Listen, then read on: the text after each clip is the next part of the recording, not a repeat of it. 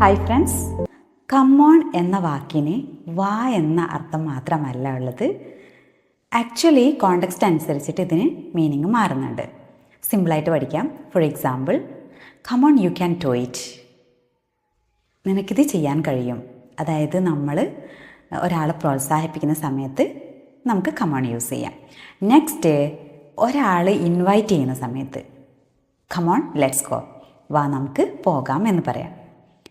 അതല്ലാതെ ഒരാൾ വിശ്വസിക്കാൻ പറ്റാത്തൊരു കാര്യം പറയുന്ന സമയത്തോ കമോൺ റിയലി, യെസ്, ശരിക്കും എന്ന് നമ്മൾ ചോദിക്കാറില്ലേ, അങ്ങനെയും പറയാം. പിന്നെ തമാശ പറഞ്ഞുകൊണ്ടിരിക്കുകയാണെങ്കിലോ ഒരാൾ, അങ്ങനെ വരുന്ന സമയത്ത് കമോൺ ഐ എം സീരിയസ്, ഞാൻ കാര്യമായിട്ടാണ് പറയുന്നത് എന്ന് പറയാം.